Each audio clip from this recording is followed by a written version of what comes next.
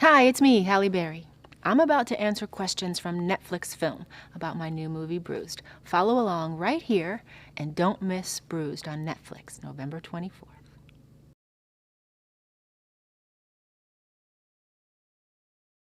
The first time I read Bruised, I knew I had to do it because I saw myself reflected in it. I understood the world of a fighter. I feel like I've been fighting in some way my whole life, so I knew intrinsically what that was all about. And I also knew that if given the chance to reimagine the story, it wasn't written for someone like me. It was written for a 21-year-old Irish Catholic white woman. But if I could reimagine it, I felt like I could add something new to the genre. I could tell it from a middle-aged black female perspective, and that had never been done before. So it wildly excited me.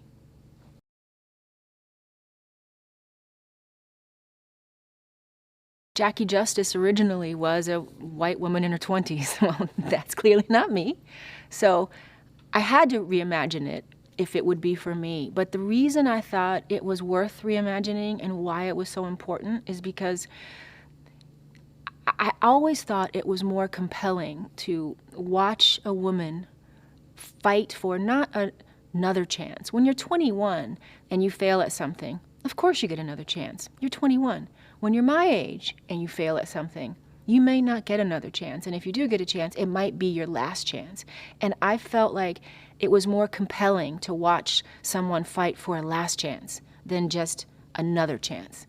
And having her be black was important because we've never seen a fighter in a movie like this from a black point of view, a black female point of view. So those were reasons why I thought this was so worthy of reimagining this sort of age-old genre, this age-old idea of a fight underdog, of a fighting underdog.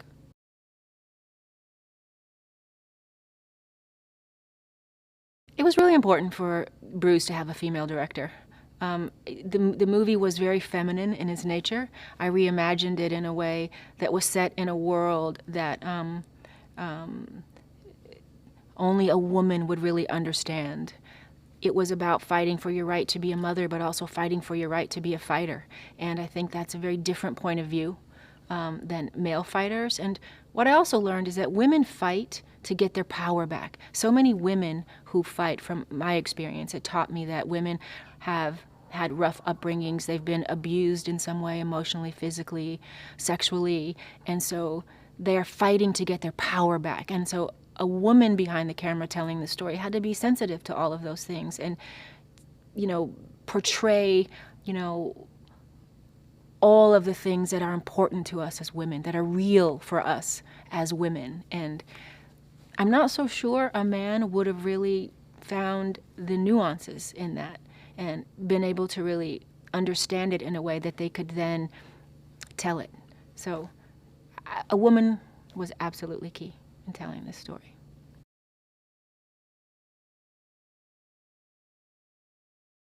I can't say I always wanted to direct, but as I've been going along in my acting career, I've realized that I do understand stories. I love storytelling, and that at some point I would love to get behind the camera and tell a story from a female point of view. I feel like that has been what's been lacking in Hollywood for so long, so I knew that I would try it. I never really thought I would direct my debut and star in it. That sort of happened out of necessity, and I realized that as I searched for a director to direct me in the film, that I couldn't find a director that saw it from my point of view. And I knew that I would have to work harder than I had ever worked for a film, for a role in a film, like 2 years of training, and the amount of energy that would go into it, that I needed it to be in the right hands. And I simply couldn't find anyone that, one, loved it like I loved it, and saw it like I saw it. So I had to do it. And sometimes, you have to face your calling, even when you don't think this is what you should do. You have to face when it calls you. You have to sometimes step into the light and do it.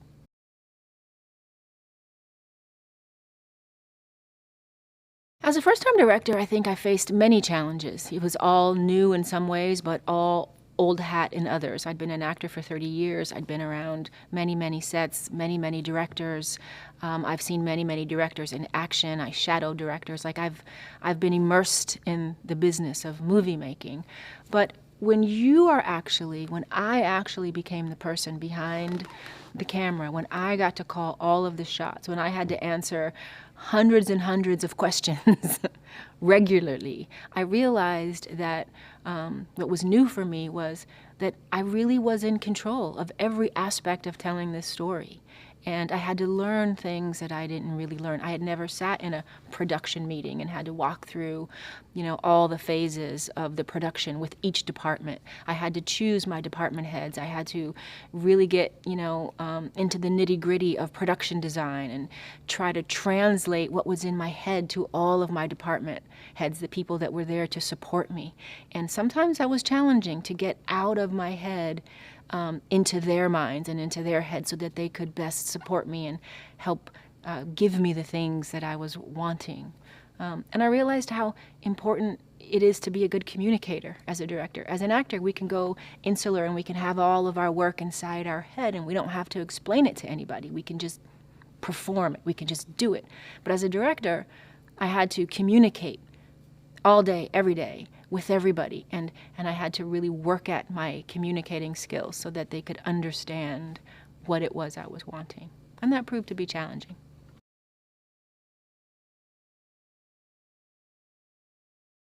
Bruised was one of the hardest things I've ever had to prepare for as an actor.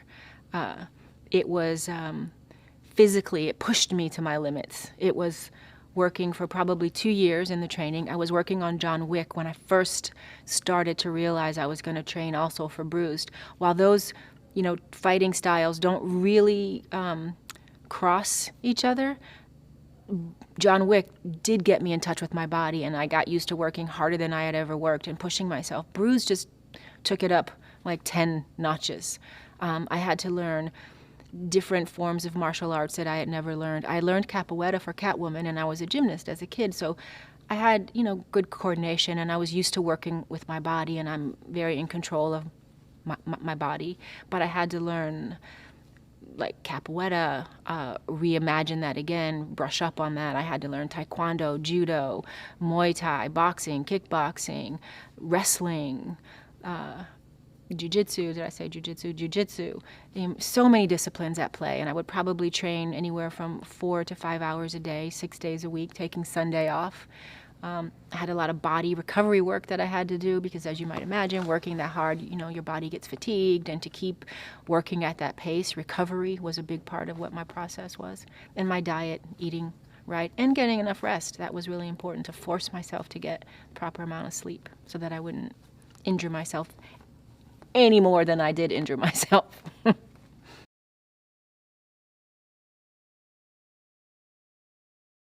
Oh, the single hardest move that I mastered, I would say, is the inside heel hook. That's a tricky one. Proved to be tricky for me anyway. The way I performed it in the movie, I was going from a knee bar and into an inside heel hook. And that's a hard one to grab. People's feet and legs are always moving. So to be able to capture someone's leg in a way and hook their heel and really get a good grip on it, and to be able to make that look effortless, like a professional, martial artist would do, proved to be tricky for me. But in the end of the day, I do think I mastered it.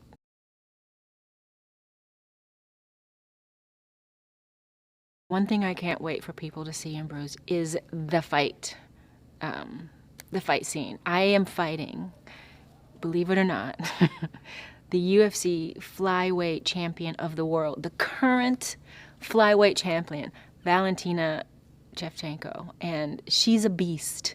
I don't know if any of you know her, but after this movie, you will. She is a beast, and it was my pleasure to get to fight with her, learn from her, collaborate with her, have fun with her, and ultimately become her friend. But she is a beast, and I think the fight we put together is authentic, it's real, and probably the greatest moment I had fighting with her, shooting the film, was when the referee, Keith Peterson, who is a real UFC referee, he pulled me aside at one point and he said, "Oh my God, I just thought I was watching a real Valentina fight just then." And that's when I knew, oh wow, this is gonna be good. So I can't wait to share this fight with you. This about to be the greatest story never told. This is your shot. You ain't know that now you know. Show all of them I wasn't welcome, I imposed. the real I put this inside her soul. Jackie Justice. This about to be the greatest story never told. If you ain't know that now you know.